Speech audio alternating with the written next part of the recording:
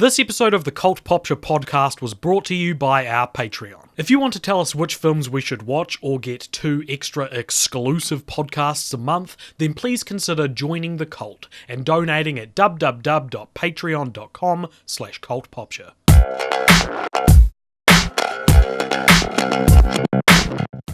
There's a pathetic clap on my half.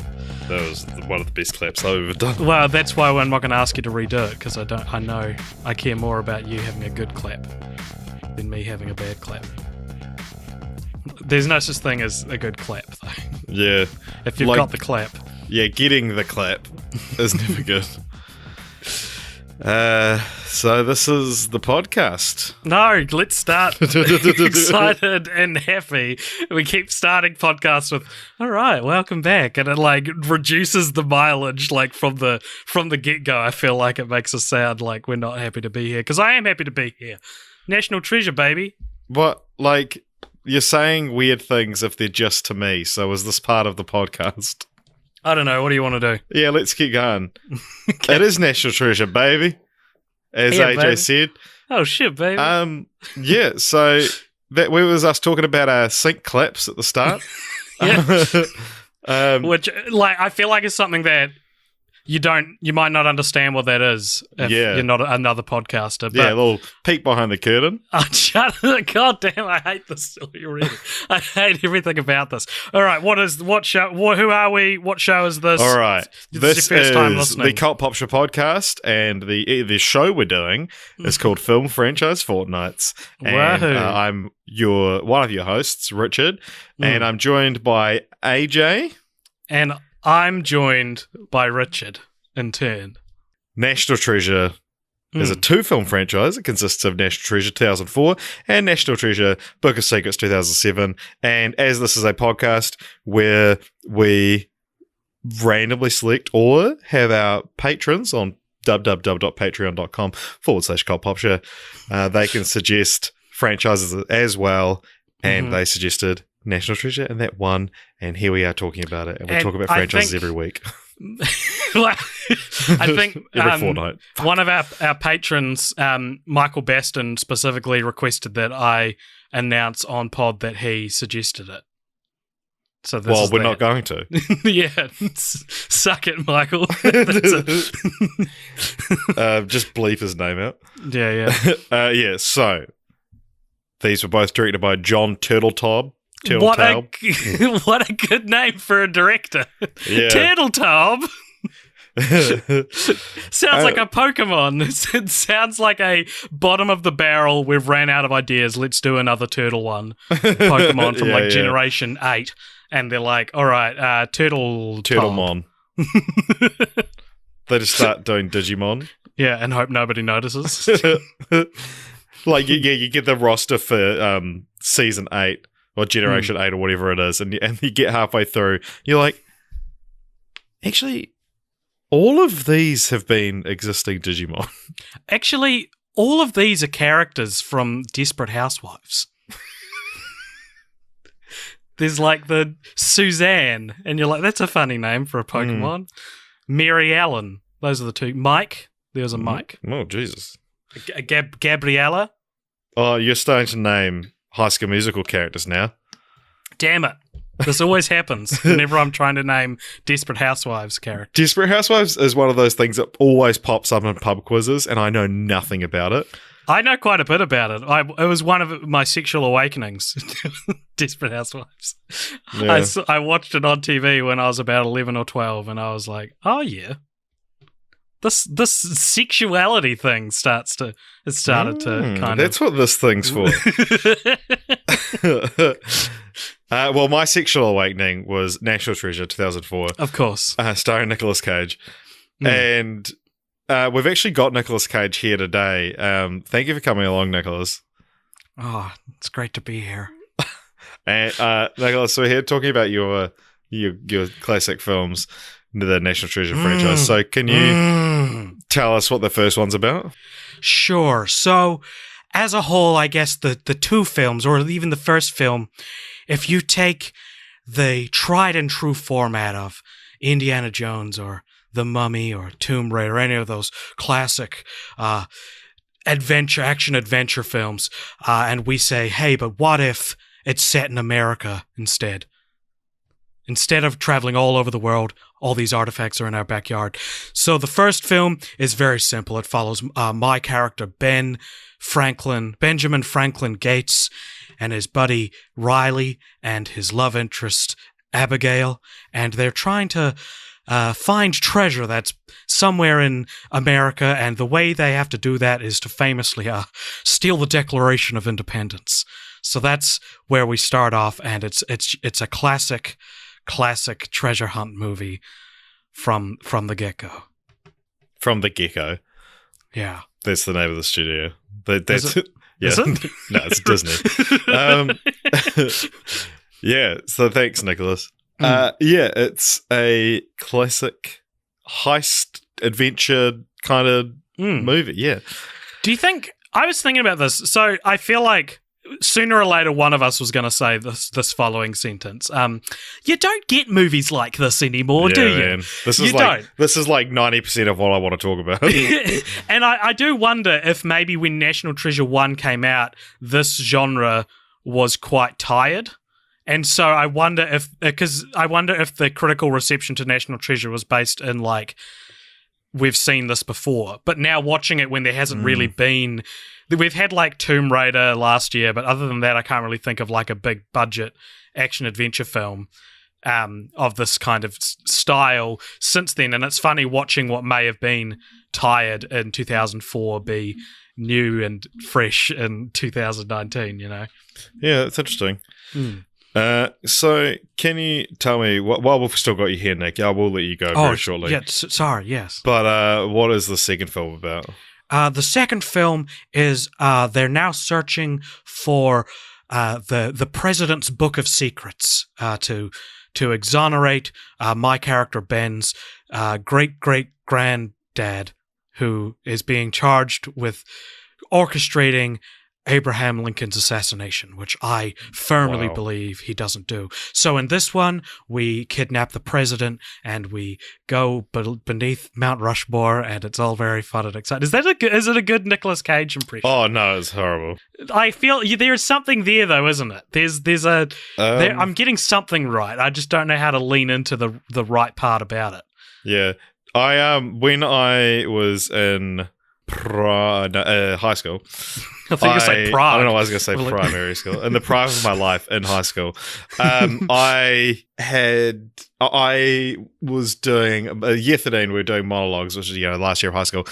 We were doing monologues, and I did mine, and we had to do it as a famous character or like someone that could have existed, kind of thing. It has to be based on history, sort of thing. And I did mine as John Wilkes Booth. And I looked up where he was from, and I believe he's from Maryland, Maryland, whatever, the state. And I was like, who else is from there? And Nicolas Cage is from there as well.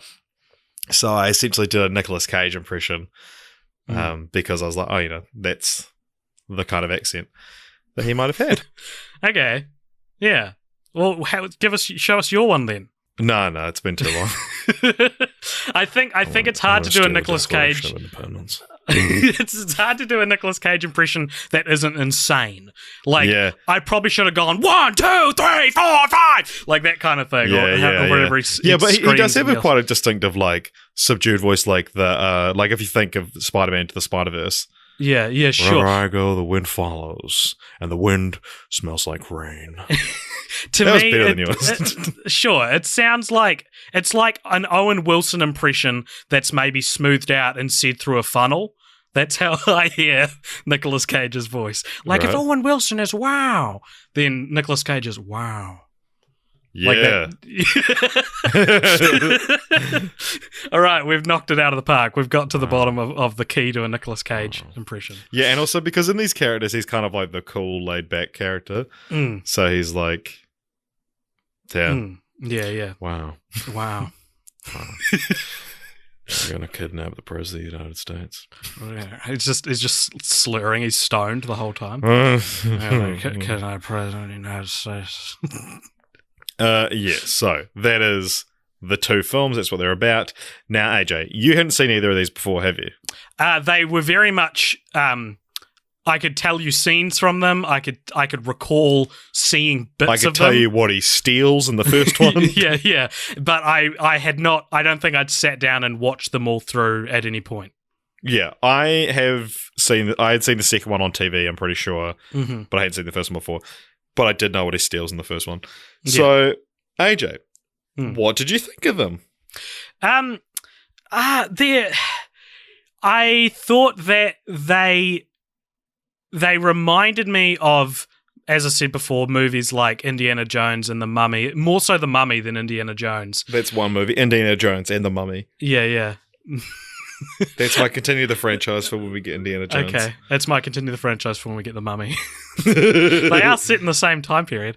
But I don't feel like National Treasure attempts to have the same fun or flavour as something like The Mummy and The Mummy Returns. I feel like National Treasure is a bit more generic. More like The Mummy 2017. Yeah, actually, totally. Yeah.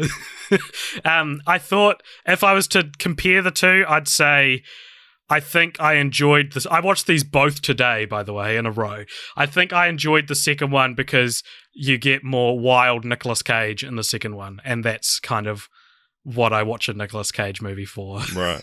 That's really interesting. So I fucking loved these films. That's cool. No, yeah, cool. I watched these, and then like yesterday, Jess came home and I mentioned something about National Treasure. She was like, "Did you watch those without me?"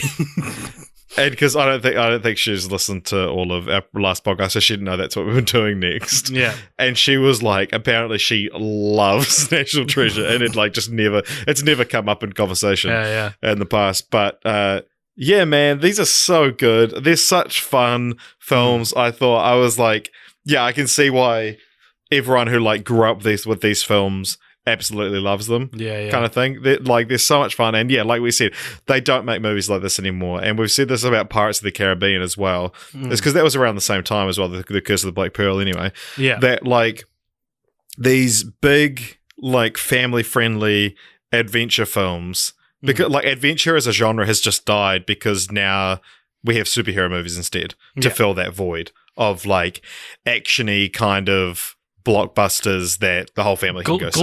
Globe trotting often, I think. Yeah. And so it is really disappointing that we don't get movies like that anymore, because I think there is a place for them, and maybe you could argue that place is currently being filled by superhero movies. But man, they're fun. They're very fun. Yeah, we're itching. It's sooner or later someone's going to make a throwback to these types of films, and everyone's gonna love it, and everyone will say they don't make movies like this anymore. Literally within the next 3 years, I imagine that it will come out. Absolutely. The closest I'd say, I've said something similar to this before. The closest I'd say would be Jumanji: Welcome to the Jungle, but even that occupies a very slightly different type of film that I'm thinking of. It's hard to explain what I mean, I guess. Like, I guess this specific, like, archaeology-based, like, globe-trotting Indiana Jones clone, they... Like, and like, clues and stuff like that. Yeah, they were everywhere for about 20 years, and then they don't release them anymore, but I'm talking like there were big ones like National Treasure or The Mummy,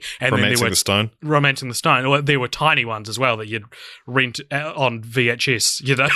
Like from Can the video you name store. any other ones that you're talking about? Because I can't think of any. My parents are real into a series called The Librarian, which is kind of this sort of thing, and that's real low budget. So there's an example. But yeah, I don't know. I feel like you could find a lot of action adventure straight to DVD movies of this kind of design. Yeah, sure. So, what do you think? I mean, I know the app you use to watch films usually tells you the Rotten Tomatoes score. Actually, that app the guy who ran it gave up on it because it was too much maintenance. So I don't use that app now, but I use a very similar app which doesn't tell me the Rotten Tomatoes scores. Oh, okay. However, someone asked me if National Treasures were considered good, and I looked up the Rotten Tomatoes scores. But that was 2 weeks ago, and I don't remember them. Well, okay. What would you guess the first one is? It's got to be like 30 to 40, right? You're wrong. Okay. So, yeah. Yeah, well, you won then. Yeah, I did. Well, no, but it's 45. Yeah. See, I thought I was so shocked that the first one was 45. I thought it would be like 60 to 70 at the lowest kind of thing. I didn't realize that the critical response to these wasn't good. Well, I reckon people were tired of them. That's what I was saying. I reckon these were because you haven't seen The Mummy or The Mummy Returns. No, I haven't. So sorry about it. I've only seen the original ones because I'm a cinephile. not to step on your love for these movies, but I'd say The Mummy and The Mummy Returns are like the National Treasure movies on adrenaline. Like, they are more fun versions of it. And I say all this just to get back to what I said before, that like just to get back at you, just to put you in your place. No, just to reiterate that I think by the time National Treasure came out, it was like critics would have been like, we've seen this done better. You know, we've seen this. Although that being said, The Mummy doesn't have particularly high Rotten Tomato scores either. I think maybe it's just one of those things where it's just a genre critics don't like. Yeah, maybe. But what would you guess the audience score is? High 70s. Define high 70s. After 75. Okay, and before 80. You're in the right ballpark. Do you want to give me a specific number? 77. Oh, I overshot it, mate. 76. Damn it. You idiot. It's so stupid. And what about National Treasure Book of Secrets? What do you think that will have on Rotten Tomatoes? I feel like there's an easy chance, just because of the way sequels go, that this will be lower than the first one. But I honestly couldn't. I don't know what you would prefer about either of them. Does that make sense? Like, I enjoyed them both, but interesting. I couldn't see a drop in quality for the second one. Yeah. But I would guess it's lower just because that's what happens. Yeah. So give us a number, mate. 60. So you reckon it's lower than 45, and you're guessing 60? Oh, I was guessing the audience score. So you're wrong. Well, it's 35. That's fine. But yeah, 67 for audience score. But yeah, so they are, I think for me, and I do see what you mean when you say you prefer the second one, but for me, like, the second one is a classic, not quite as good as the first one, but not a disappointment. Yeah, you know what the most quintessential example of that is? The Lego Movie 2? No, Lego Movie 2 is good enough for me to recommend it. Be excited about it. I reckon the definitive sequel that isn't as good as the first one, but nobody can really put their finger on it why, would be Charlie's Angels Full Throttle. Like, that movie is like, it's I'm not familiar enough with It's fine. It's as good, I guess, as the first one, but probably not. And this is the similar vibe for me for Book of Secrets. Yeah, I can understand why it wouldn't be someone's favourite, but not why someone would hate it, I guess. Should we see if Rotten Tomatoes agrees with you on Charlie's Angels? Yeah. Okay. So Charlie's Angels has 68%. Yeah. And what's it called? Full Throttle. Throttle. Charlie's Angels Full Throttle has 100%. No, it has 42%. Yeah. 68 so significantly and 40. lower. There are a lot of duologies where the first one is roughly 68 and the second one is roughly 40, whatever you said, 42. Like, yeah, like that rings true. Those two numbers for these kinds of movies and their sequels, you know. Yeah. Well, but we're not here to talk about Charlie's Angels. Well, but there is a Charlie's Angels coming out later this year, so maybe we can talk about it then. Okay. All right. Okay. So, do you agree with the Rotten Tomatoes scores now of 45 and 35? Not personally, but I guess now that is a bit too low for me to be able to be like, yeah, it's because critics don't like them. That is suspiciously low. That it feels like. Yeah, I think objectively these films are more good than bad. Yeah, I agree. Like even if you don't like them, they're nothing about them is like offensively bad. And so like the fact that, I mean, if I was to guess, taking into account that they're not really like critic friendly movies, I would guess the first one is like 64, the second one would be like 48. you know? Yeah. But like the first one being rotten, I think is incredibly unfair. Yeah. Again, man, I reckon it's a time thing. I reckon it's a time period, the time period it came out in kind of thing. Maybe. Maybe. Or maybe John Turteltaub is just the king of movies that get low ratings, like because he directed The Meg. Yeah. What does The Meg have on Rotten Tomatoes? I don't think it was fresh, was it? Oh, I can't imagine it was, but I wonder if it's higher rated than the other two. It's higher rated than the other two. It's 46%. When did Rotten Tomatoes come into existence? Because remember, people rate things. Yeah, but it actually takes into account reviews that were written at the time, I think. Okay. With some stuff. So like this, and because Rotten Tomatoes actually has been around a wee while. Yeah. But it's like they'll take into account the review that was posted in like on RogerEbert.com on that at the time, you know? Yeah. Okay. It started in 1998, actually. Oh, well, there you go. Yeah. Sweet as. No, yeah, real strange. Very strange. Too low, but at the same time, I don't know if I can fight it with any, like, here's why it's good, you know? It's just solid, I guess. It just does, yeah, as you say, there's nothing offensively bad about it, I guess. I can't imagine anyone hating them, you know? No, yeah. If you do hate them, let us know and tell us why. Yeah. You know? And then stop listening, and then unsubscribe from our podcast, because I don't want you. I don't want your patronage. Yeah. The second podcast in a row I've said that. So did you have much like experience with the films before this? I mean, you said you watched them, but like, did you know much about them? I'm more just asking you so I can segue into my own story, if that's all right. So shall I answer just in one yeah, word? I mean, if you have an answer, I mean, you kind of already have answered that you haven't watched them, but... I knew about stealing the Declaration of Independence, and I think I vaguely knew that he has to kidnap the president. And actually, I knew what the Book of Secrets was, because I remember hearing that. So the Book of Secrets is the book that every president inherits, and it has all the secrets of the world on it. And I remember being fascinated by that concept when I first heard about it. And then when Trump got elected, I was like, fucking Trump knows if there's aliens or not? That's such bullshit. I will fucking be the president. So I had like... and this is the reason I watched National Treasure 2 on TV. Is so... When I was at camp in like year 12 or 13, like school camp, one of my mates just started using the word psycho all the time. Like he'd be like, oh my God, that's psycho. That's so psycho. And one thing he talked about being real psycho was one was in a movie called Fired Up.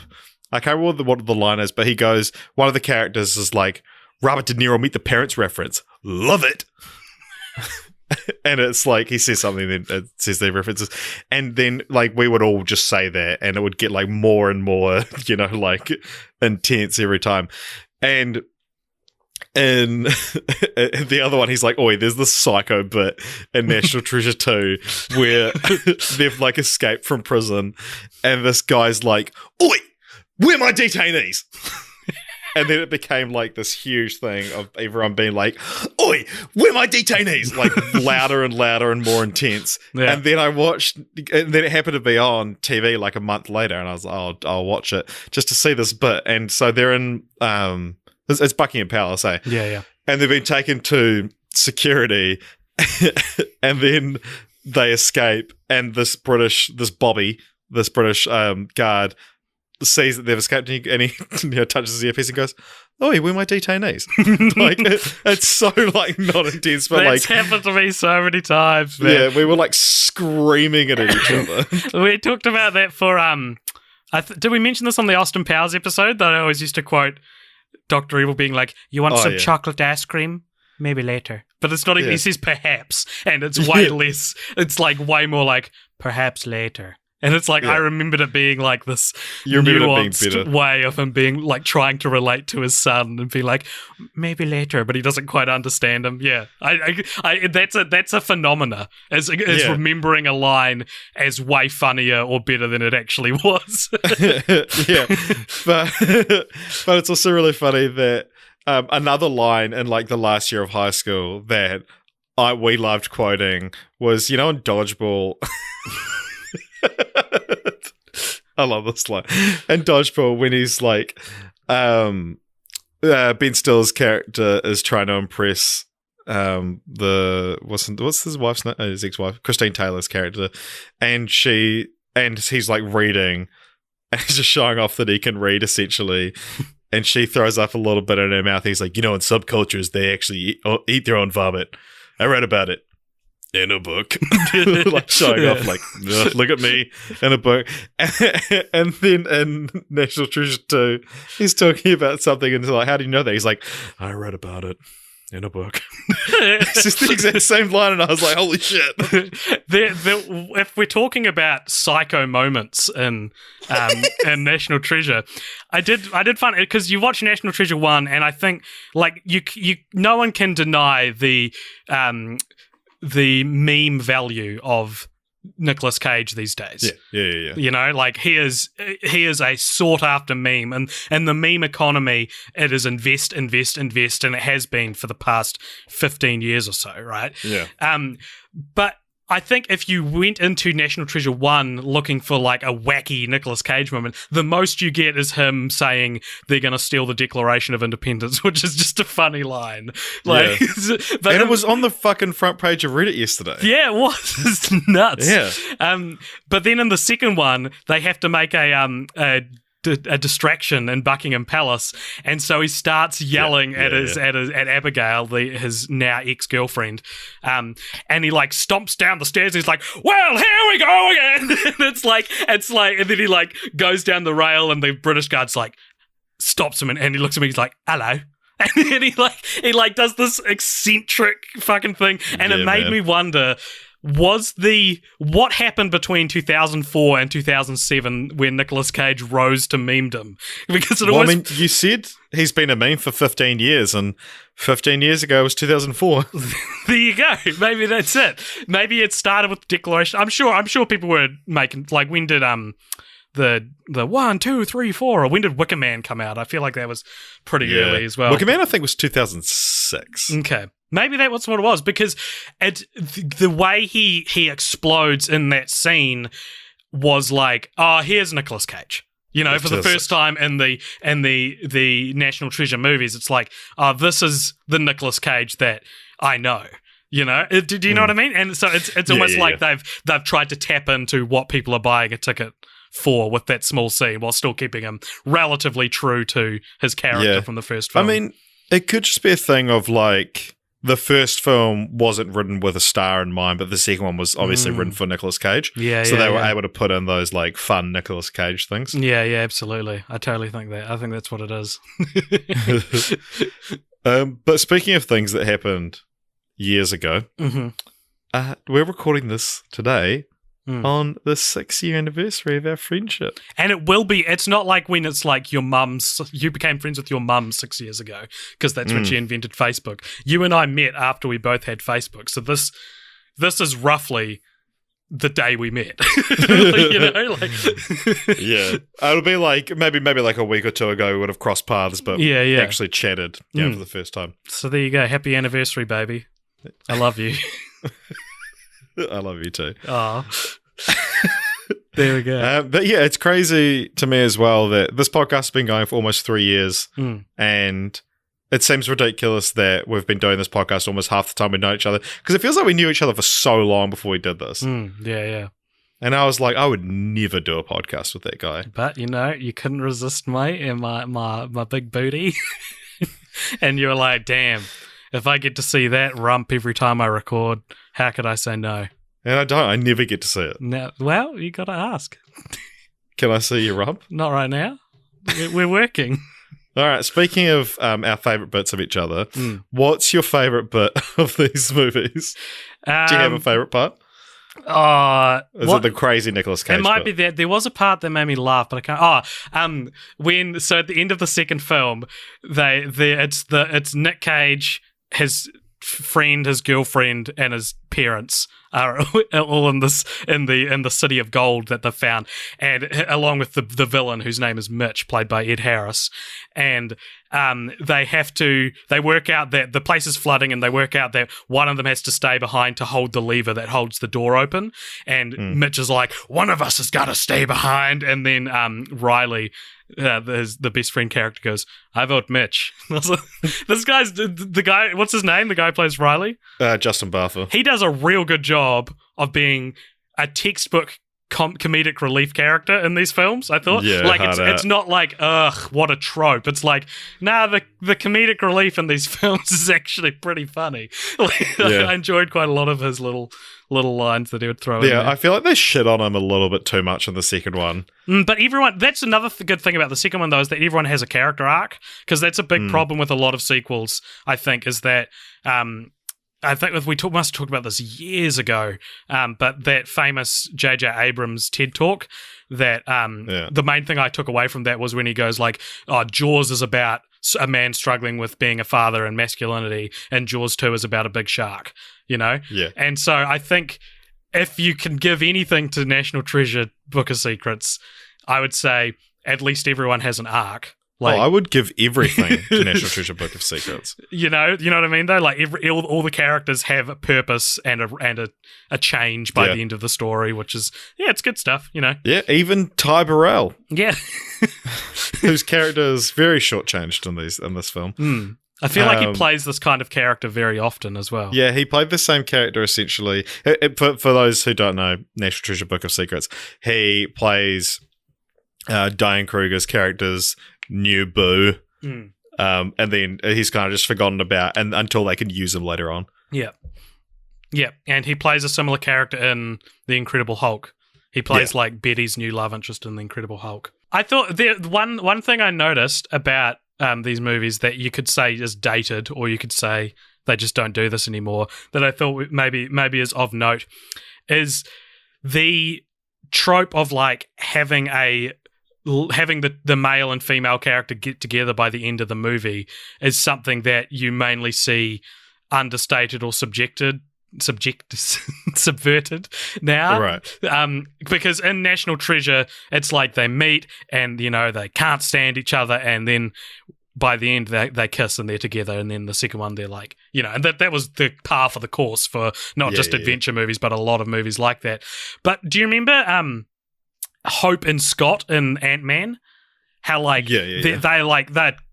become friends throughout it, and then right at the end Michael Douglas opens the door and you see them like reeling back from having kissed, and they're like, oh, you caught us, and nothing else in the movie really like goes like, and they're gonna get together, look, here's the little moment of sexual tension between them. It's just kind of something that plays out in the background and isn't a big deal. And so, are you saying that's good or bad? I'm saying it's interesting. I don't know if it is a good or bad, because in National Treasure, I guess I am saying it's bad, because in National Treasure, when it happened, it was like, yeah, of course, because that's what happens in these kinds of movies. Well, no, I meant more. Is your specific Ant-Man example bad? No, I don't think it's bad. I'm just saying that's an interesting change. Barely any Marvel movie, if they're the benchmark for the type of movie that's replaced action adventure movies, barely any of them have a love story, and if they do, they're either not front and center or they're the worst Marvel movies. Like the first Thor, which is just like, hey, we spent a weekend together and we're both attractive, so let's make out. But I think Hope and Scott and Ant-Man is very much like two horny, attractive single people that have just had this massive rush of adrenaline. I gotta hook up. Yeah, and I did, when I was watching it, I was like, this is me rewriting a film from 2004, but do you think it would have been funny so how the scene plays out is like Nicolas Cage, like with they're walking at gunpoint through the temple beneath where is the temple in the first one? It's beneath a church in New York. Yeah, that's right. And he like grabs Abigail's hand. He's like, "Hey," and he like pulls her in and kisses her. Do you think? I reckon if this movie came out, it'd be like he pulls her in and kisses her, and then she's like, "Whoa, wait," and he's like, "What?" And then it pans over to Riley, and like, because Riley and Abigail are alone for a big chunk of the movie. Imagine if they were the couple that got together by that point in the movie. I kind of like that, because I saw a lot of myself in Riley, and so I kind of wish he had got the girl, because he kind of seems bummed. Not that he was like in love with Abigail or anything, but that he didn't get the girl by the end of the Yeah. adventure, I guess. So yeah, I don't know. I thought that'd be an interesting way, like if this was made today, because the similar thing happened in Bumblebee. The like budding romance in Bumblebee ends up being one-sided, which is kind of, and it's not treated like a big part of the story. It's like a small joke, you know. But yeah. No, yeah, I did see a lot of myself in Riley though, because in the second one he's written a book that nobody reads, and if there's one thing I can relate to, it's making content that that none of your friends even look at, and then you bring it up all the time, and they're like, oh yeah. It's cool that you did that.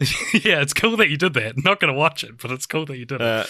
But yeah, Riley, here's some randomly placed trivia. Mm-hmm. Give it to me. That only relates to our podcast. But this is our second Justin Bartha franchise, in which the sequel is basically the same structure as the first, but they go to a different country. Yep. Because he, of course, plays Doug in The Hangover. Very good. Do you see yourself in Doug in The Hangover?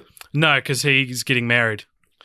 Oh, yes. But he's also left out of Adventures. That's true. I don't know if I get left out of Adventures, to be honest. Yeah. I'm more instigating them, but no one else wants to go with me. So you're like Zach Galifianakis. I'm Zach Galifianakis again, I'm Zach Galifianakis. And this is our second film. It's not it's our second franchise, but our second film we've talked about on Cult Popture to feature the reflecting pool in front of the Washington Memorial, which had to have water added with CGI because the pool was drained at the time, because they also did that in Forrest Gump. Yeah, which is, of course, a Patreon episode. So shell out, you cucks. Yeah. Yeah, so that's all I could think of. So that's our second Sean Bean franchise as well. Yes, it is. And our second Sean Bean franchise where he betrays the heroes after Lord of the Rings. And if we get James Bond next, it'll be the third one. Third time that happens. It also, if there's one thing you associate with Sean Bean other than he always dies, it's that he always betrays the heroes, apparently. Yeah, and he doesn't die in this. No, that's true. And it's IMDb trivia says it's one of the few Sean Bean films where he doesn't die. He also doesn't die in The Martian, and he kind of betrays Does he? Jeff Daniels' character. I don't remember. Yeah. And there's a scene I believe where you, though. they refer to themselves as like the Council of Elrond, and then there's a bit where like Sean Bean explains the different characters in Lord of the Rings. Oh, really? Yeah. I forgot about that. No, it's fun. Okay. Oh, good. Yeah. But yeah, so we have a segment we like to do called Dumb IMDb Trivia. And we're not going to do that today. Oh. Because I have one of my favorite pieces of IMDb trivia I've ever seen. So this is when you go on National Treasures. This is great IMDb trivia. This is fantastic. This is just this tickled me. Tell me. In a way that only AJ's beard usually does. On your butthole. I got messaged that on Tinder once. What? I want to rub your beard on my butthole. I was From with a girl? Yeah. And I was with a bunch of friends, and I was like, what should I say back? And they were like, say what else? And so I said, what else? And then she didn't reply. I wasn't interested, so it's fine. Was she attractive? Beauty's in the eye of the beholder. Did she have a good personality? No. What did you say that it looks? Depends I who you said ask. beauty's in the eye of the beholder. Oh, yeah. Well, that could have been something special. Could have been. Imagine that. Imagine this having that in your vows. Yeah, imagine. Yeah. Maybe I'll hit her up again. Maybe she's still matched with her. Oh my god! Will you marry me? I'll just send her. Will you marry me? Yeah. But yeah, I might like in your vows be like, I remember when you first proposed that my beard would tickle your butthole, and tonight, baby, that's finally going to happen. And then your whole family are like, oh, we're happy for you, but wish you didn't tell us that part. Maybe you shouldn't have put it on a podcast. That's true. Maybe it won't be by the time this gets out. So anyway, this is one of my favorite pieces of IMDb trivia of all the time. All the time. And if this is good enough... All the time? All the time. If this ends up being good enough to be our pod vid for the week... Oh, now we're requesting.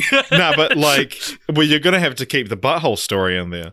No. Because it's interwoven with... If you listen to the pod vids, I edit out quite a lot of superlative bits in between. But I wouldn't say that's superlative. I'd say it's integral. Okay. Well, what's well, your anyway. piece of trivia? Well, anyway, let's see if it is or not. But one of my favorite pieces of IMDb trivia, I've hyped it up too much. It's not that good. But did you know that in National Treasure, the good guys in the movie use Google and the bad guys use Yahoo search engines? I did notice someone using Yahoo at one point, but I didn't click that the good guys use Google. That's amazing. That's so funny. That's such a funny, creative decision. Yeah, totally. Because I remember the bad guys are trying to get a clue that the good guys have already got, and they only get a word, and then so it shows them on Yahoo typing in that word followed by Declaration of Independence to try and figure out what they know. Which, you know, they do, and it's the easier way to do it. Yeah, which is what you do, and like movies don't get Googling. They don't get it very good often, you know. They always, their search terms are always very strange. It's like, why would you? Anyway, speaking of the, in the Amazing Spider-Man, he uses Google in the first one and Bing in the second one. I think it's the other way around. Oh, well. I think because it's Bing in the first one, then because it's Sony production, they're affiliated in some way. With Google, huh? Sony and Bing. Or like there was like some kind of sponsorship sort of deal, and then it became a meme, and then so on the second one he uses Google. Imagine explaining that to the person who's sponsoring you. Yeah. Like, listen, sorry, Loot Crate, but no one likes you anymore. Please still give us money, but we're not sponsored by Loot Crate, so I can say that. Yeah, and I had a Loot Crate subscription for a long time. Yeah, and you know what? I've got so many T-shirts I never wear, and foam swords and and a Infinity Gauntlet oven mitt, which is like the coolest thing they've ever given. But then they were like, "Please do not use this as an oven mitt. Heat goes right through it. You'll burn your hands. Cuts through it like a hot knife through butter." Yeah. So that was a shame. They were like, if you send us a photo of it cut up, we'll send you something else. So you'd like, to prove that you've gotten rid of it. But I didn't, and I just kept it. And you know what? I haven't burned myself yet. Have you used it as an oven mitt? I have not. But if I do, my arm will look like yours, mate. Oh, have you still got your gross burny arm? The wrong arm. Can you see it still? Oh, yeah. Man, that's been there for a while, eh? Yeah, I don't know if it's going to go away, to be honest with you. For those who, I think we only talked about this on Patreon, but about a month ago, I threw a piece of steak into a hot pan and it splashed the oil in the pan and it hit my arm and it burnt me really badly. There's like a 3rd degree burn on my arm. You should put a photo of it on Instagram. It's gross. I don't want to. Yeah, and it's still there. It looks like a weird kind of leech on your arm. Eh? Yeah. You can actually, if you watch the latest Cult Popture video essay, which is on unused James Bond titles, and you look at my right arm, and you'll see it as on the left. Camera left. Yeah, camera left. Then you'll see the burns on my arm. So that's for eagle-eye viewers.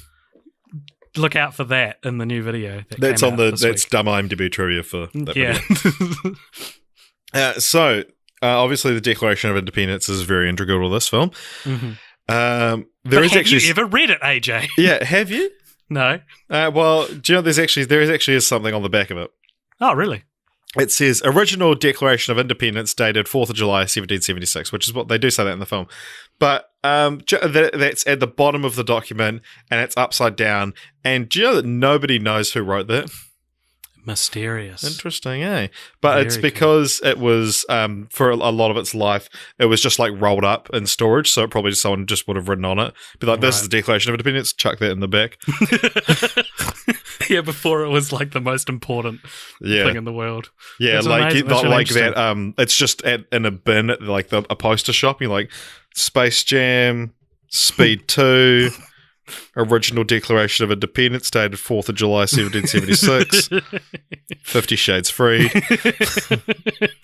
Yeah. Interesting. Okay. All right. Yeah.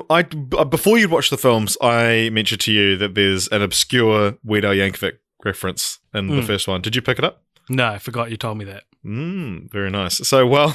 Very cool, AJ. So, while Nicolas Cage is attempting to decipher the first clue on board the Charlotte, after Shaw suggests prison, Riley says, Albuquerque. See, I can do it too. Snorkel. This is a reference to the 1998 Weird Al Yankovic song, Albuquerque, which talks about a man's journey to Albuquerque with his lucky snorkel. Wow. It's very in character for that character to reference. Yeah, that's true. Yeah. I'm not that hardcore of a Weird Al fan. I don't think I've heard Albuquerque. Like, when I was 12, I was a hardcore Weird Al fan, but I don't think I ever listened to Albuquerque. Interesting. What do you have to say about that? I believe Albuquerque was his longest song until he released Trapped in the Drive-Thru.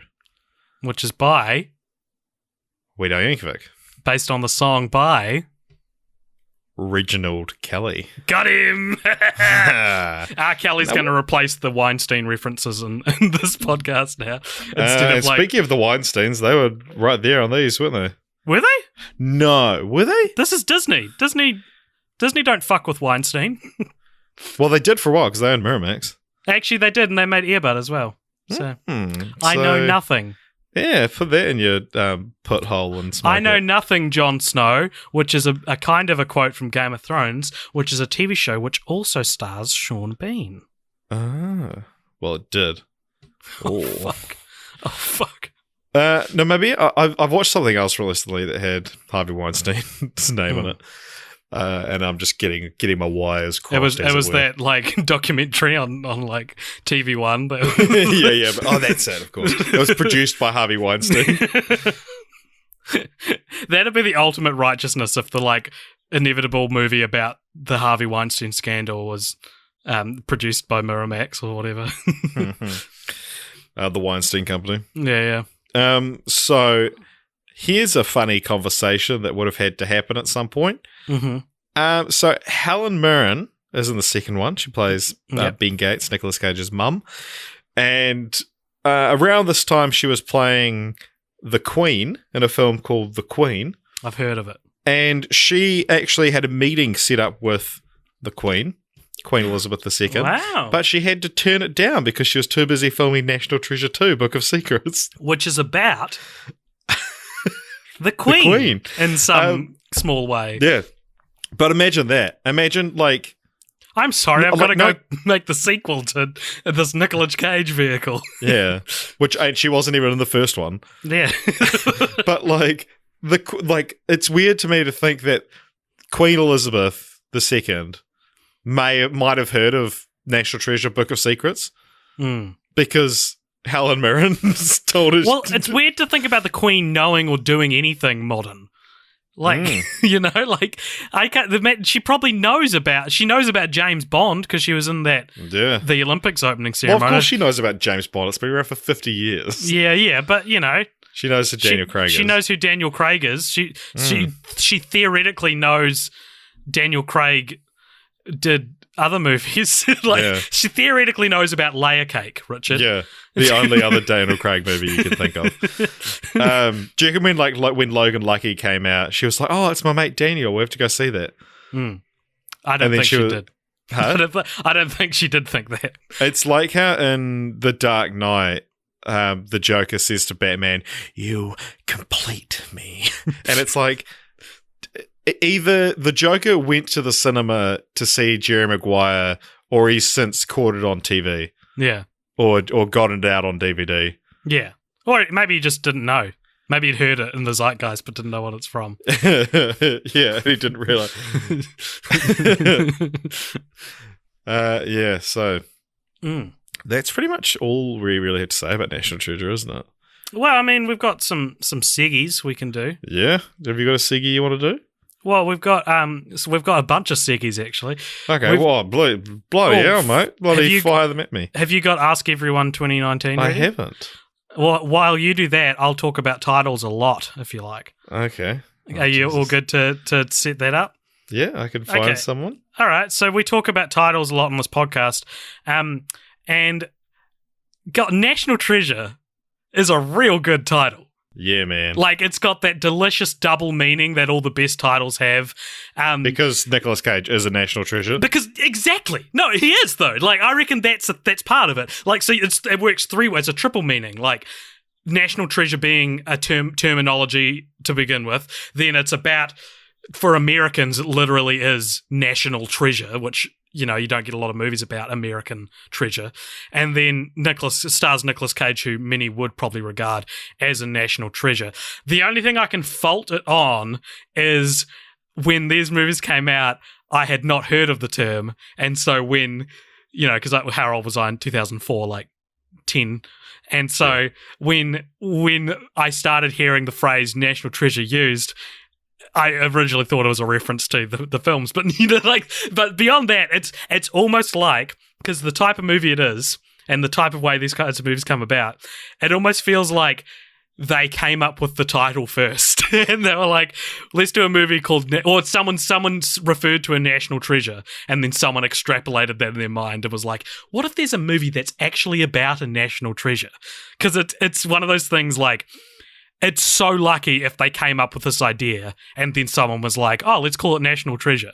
Because, like, can you imagine if that was the case? And in that board meeting, man. They're like, "Oh, what should we call it?" And someone's like, "What about National Treasure?" And John Turteltaub was like, "That's excellent." Like, there's no other title it could be. It's National Treasure. So, yeah, I think National Treasure is a real good title.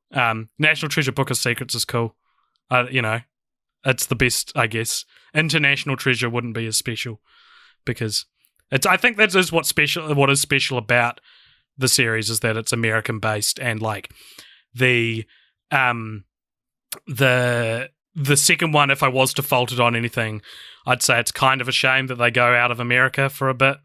But I mean, it still comes back to it in the end. So, all right. Thanks, AJ, for stalling.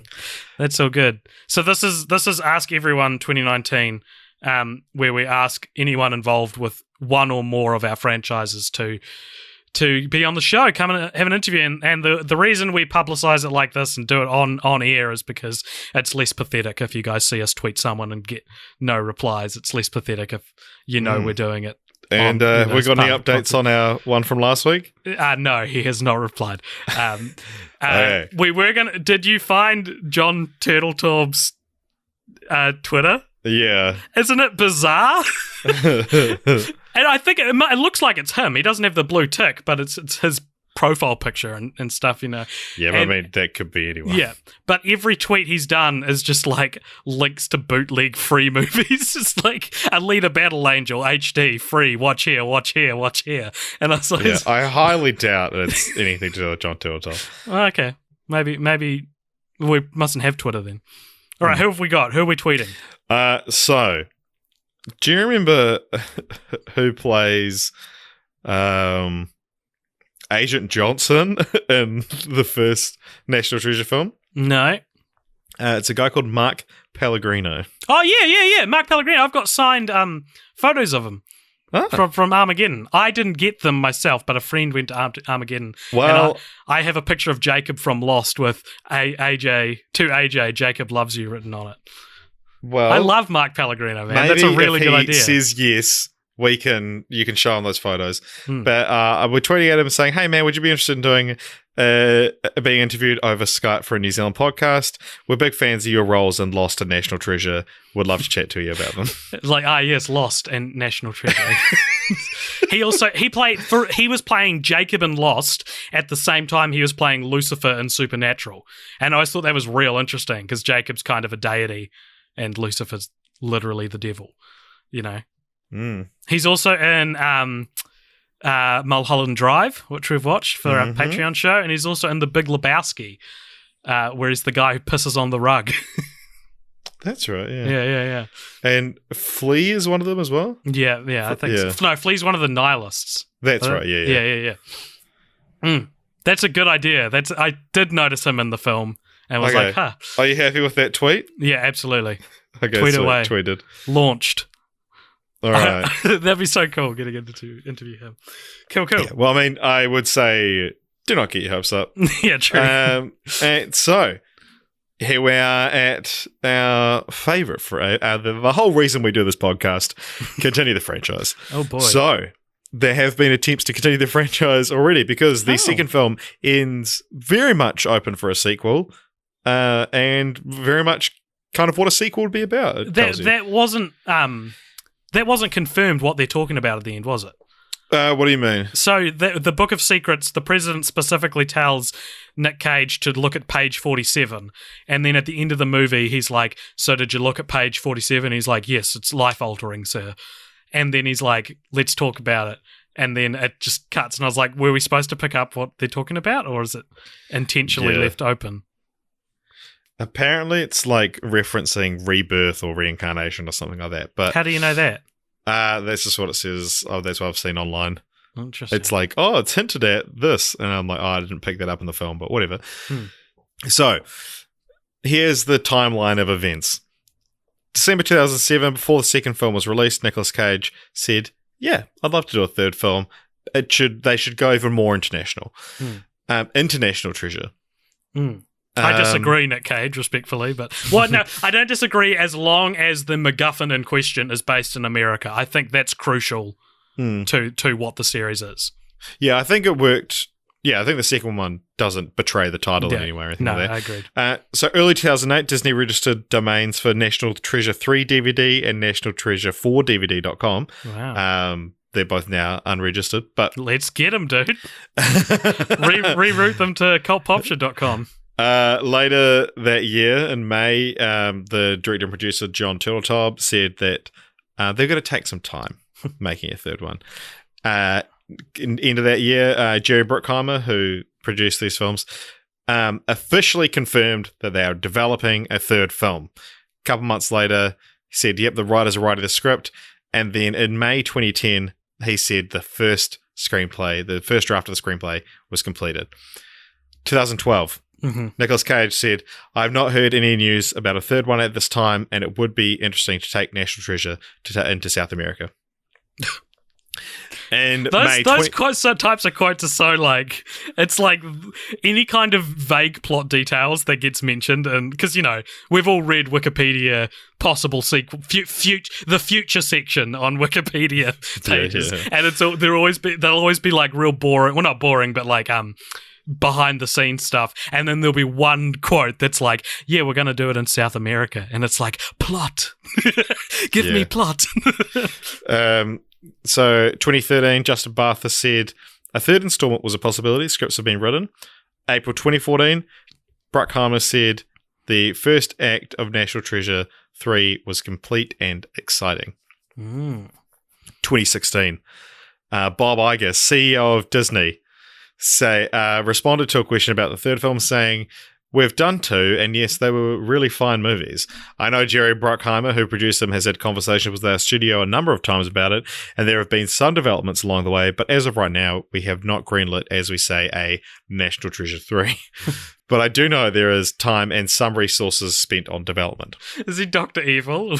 We have not had this time. And as we say, National Treasure 3. He did the air quotes, which you couldn't see. So 2016, again, a couple months later, Nicolas Cage confirmed the film is still in the writing process.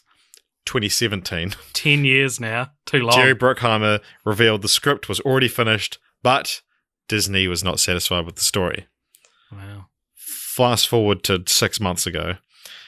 John Turteltaub reiterated that a script for a possible third film was close, but Disney still wasn't completely sold by the idea. So everyone involved still really wants to make one. It's weird, like the idea of Disney being like, it's just not, it doesn't live up to it's weird that National Treasure would be the franchise they're that passionate about when they crap out Pirates of the Caribbean sequels, Yeah, that's ridiculous. But I mean, the world needs another National Treasure, man. Yeah.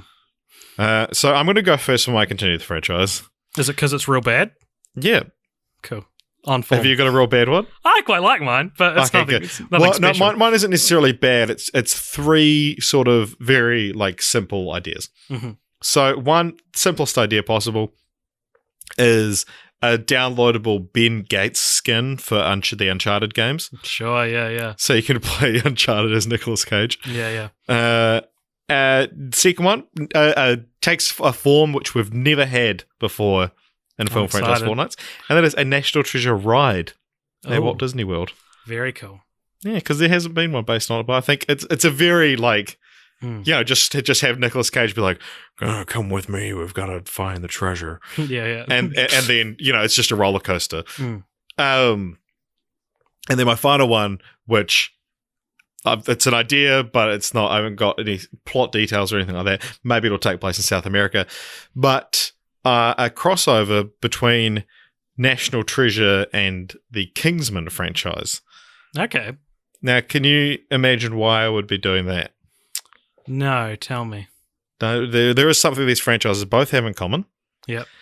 And that is Bruce Greenwood plays the President of the United States in the second film of both franchises.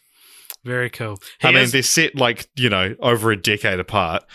So unless he's abolished term limits and then has just, continued to be the president, and become way more of a dick between, because he's quite cool in National Treasure and then massive dick in Kingsman: The Golden Circle. It's actually kind of hard to believe he's only played the president twice because he played JFK in a film as well. Because he's one of those like 4 actors they always get to play the president. Like he's got that generic white president look to him. Yeah, I guess. What about a in-universe movie made about Ben Gates' life, but David Schwimmer is cast as Ben Gates? Why? Because Nicolas Cage and David Schwimmer kind of look the same. That's a comparison I've never heard. Haven't before. you? Oh no! Someone did a thing a couple of weeks ago. Where it was like if you face swap Ross Geller with Nick Cage. Yes, I did see that. It just looks more like Ross Geller. Yes, that's right. So maybe it's like you can do another National Treasure, but there's like a in-universe movie being made about their life, and David Schwimmer's playing Ben Gates. Yeah. Very nice. That's not Very my nice. Continue the Franchise, though. Okay, well, that's all we have time for. No! Anyway. Okay, my one, I was like, all right, what do we do for a third one? And there's things that a National Treasure sequel needs. And as I said, one is it's got to be an American treasure. It's got to be... it's got to have Nick Cage and all the rest return, and it's got to have some kind of impossible task that they have to do in order to get what they want. So, the first time it was steal the Declaration of Independence. Second time it's kidnap the president. So maybe this could be National Treasure, page 47, whatever. That was exactly the title I would have said, yeah. Yeah. I mean, it's not like it's a hard thing to think of. No. That was my idea. Oh my gosh, how ghostly. Well, because I was trying to think of the lost page or whatever, but then it's like page 47 actually sounds quite cool. So basically, I want my one to be about, I was like, what's intrinsically American? It's like, fuck it, let's do aliens. Let's Kingdom of the Crystal Skull this bitch. And do National Treasure with aliens. And so these are ideas that aren't strung together with a plot or anything, but basically it's about through the Book of Secrets they come to learn that Area 51 exists. They want to get the treasure itself is the Roswell alien corpse, alien autopsy corpse. For some reason they want to get that, but the only way they can get it is if Nick Cage, and by this point of the film, everyone's just calling him Nicolas Cage, is if he becomes the the mayor of Nevada, and then declares because Nevada is where Area 51 is. Oh. He has to make Nevada a separate sovereign country from America, and then so now he has to make a new country where he has to make Nevada leave the United States and be independent, and then for some reason he declares war on America. Like it's steal the Declaration of Independence, kidnap the president, declare war on America. For some reason, so that's the line. Yeah, they're like, we're going to declare war on America. Yeah, man. You know what we have to do? What? I got to declare war on the United States. Like, that's it'll be like on the United States of America. Yeah. And so that happens, and then they manage to get the alien corpse, and they activate something in it, which brings the aliens back down, because now they know where the corpse is, and they're like, take us to your leader, and they take him, they give them Nicolas Cage, and Nicolas Cage becomes the ambassador for planet Earth and talks to aliens. Right. National Treasure 3, Book of Secrets, page 47. Quite a leap. Yeah, man. And like, I was like, where do they go in this one? Maybe they have to tunnel under Route 66. Maybe they have to fill in the Grand Canyon. That's the landing pad for the aliens, and like, we've got to fill in the Grand Canyon.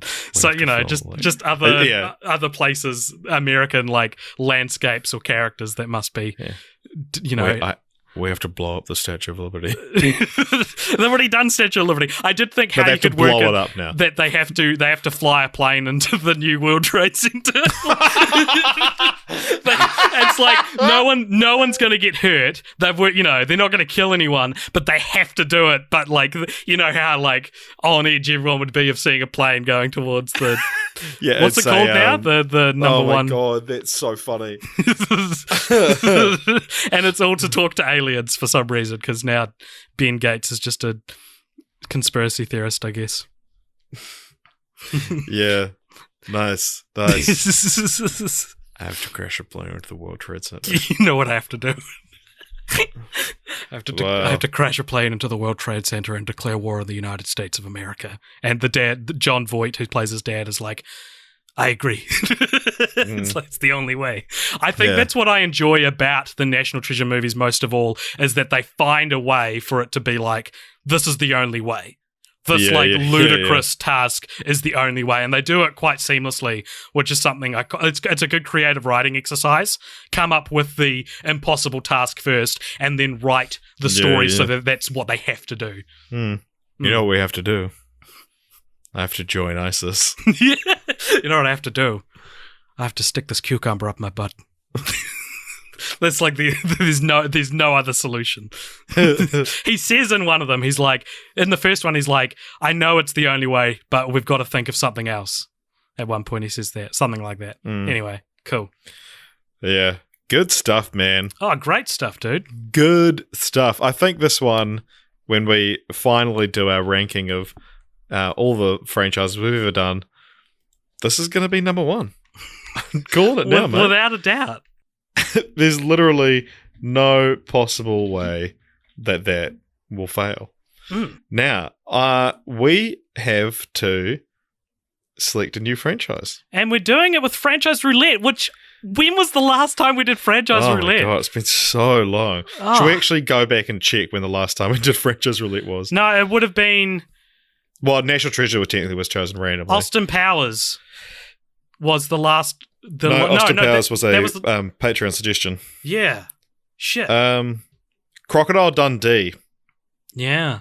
Shit, that's ages ago. Yeah, man, that's so long ago. So since then we've done Toy Story, Halloween, Final Destination, 300, Austin Powers. Actually, was 300, did we choose that randomly, but we choose it from the two film franchise? Yeah. Because I can't remember. Anyway, it's been a while.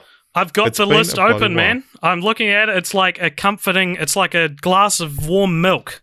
All right. We've got at 33. Did you know that 9.5 weeks is a trilogy? I didn't know that. You find such interesting tidbits on this franchise list that we wrote 3 years ago. Yeah, I add to it every now and then. Oh, okay. Okay. All right, what are you hoping for? I'm hoping that we didn't take National Treasure off and we get it again. And we have to do it again. How many films franchises are on the list? I'm looking at 195 on this 195? list. Is that less than it usually is? We took off all the two film franchises, remember? That's right, yes. Cool. So, if you've never heard it before, in this segment, we're going to have a random number generator, give us a number, and whatever number on our franchise list that correlates to is going to be our next one. So give it to me, Richard. Okay, my phone is on charge in the other room, so I've just done one on the screen now, and I'm just going to hear it. Okay, fine. I'll get my phone. Well, it doesn't work. Otherwise, we could make it up and be like, oh, yeah, we got the Honey, I Shrunk the Kids trilogy. And that's not fair. That's not a fair way to do it. The people demand authenticity. Have you been talking this whole time? Yeah, but I ran out of things to say. All right. What's our number, baby? Oh, Jesus. I've really screwed my phone. Okay. Yeah, actually, yeah. No, we do this so rarely that it's... so what was it, 195? Yeah, 195. Oh. 49. Did you hear that? 49? 49. There we go. 49? Yeah. 49 is... Do you want me to play it up for you? Yep. All right. It's something where the most recent edition we've actually watched recently. Like you and I in our personal lives have watched recently. How recently? In the past 6 months, we've both watched this film. This is the latest one, and it is the 5th. So there are 5 films to watch, but there are a trilogy and an American remake, and then another American addition to that story that isn't necessarily a sequel to the American remake. Can I guess? Yes. Girl with Dragon Tattoo. It is the Girl with the Dragon Tattoo, or the Millennium Trilogy, I believe it's called. So that consists of, I think, they're Scandinavian. Where are they from? Swedish? Yeah. So there's a Swedish Girl with the Dragon Tattoo, girl who played with fire, girl who kicked the hornet's nest, and then, of course, there is the American Girl with the Dragon Tattoo, and the girl in the Spider's Web was the most recent one. Yeah, the Girl in the Spider's Web, a new Dragon Tattoo story. This is a very messy franchise. We haven't had a messy franchise like this. We haven't had a messy franchise like this in a long time. So that's really interesting. When was the last time we had like a straight series and then remake, or readaptation? It feels like it's been a while since that happened. Yeah, well, because even like Hellraiser, actually Halloween, I guess, but that feels very... defined. Every Halloween movie after the first Halloween is technically a sequel to the first Halloween, though. Actually, no, you're right. There are 2 reboots in there. Yeah. Okay, so Halloween was the last time we did it. Yeah, but even still, because Halloween's so well documented, it feels neater. Yeah. This is actually probably neater, to be honest. Yeah. Yeah. Now, Halloween was a fucking mess. Cool. So that's exciting. I'm happy with that. I should go. This if I go by. The Girl in the Spider's Web, this will be our, I don't know what number franchise, maybe like 2nd or 3rd franchise that I already own all of them. Wow. Because I've got the Swedish ones on DVD, I've got David Fincher's one on Blu-ray, and I do not own Spider's Web. But I did enjoy it. And spoilers for next week. Spoilers, I enjoyed the film. Cool. Okay, well, thank you for listening, everybody. And please find us on Facebook and YouTube and subscribe. Or like us. Well, I'm not going to like you now. Follow us on Twitter, Instagram, iTunes. Email us at cultpoptionmedia@gmail.com. You can also support us at patreon.com/cultpopture, and also we've got some new merch up on Teespring, so teespring.com/stores/cult-popture. You can find the links on our Facebook. Yeah, exactly, and you can find some cool shirts if you feel so inclined. Thank you for joining us, everybody, and we will see you next week, we're talking about the films that should have been nominated for the Oscars. Oh yeah, we are. Right. So gotta watch them. Yeah, I've already seen almost all of them. Yeah. So cool. All right. Bye. Catch you around. Bye.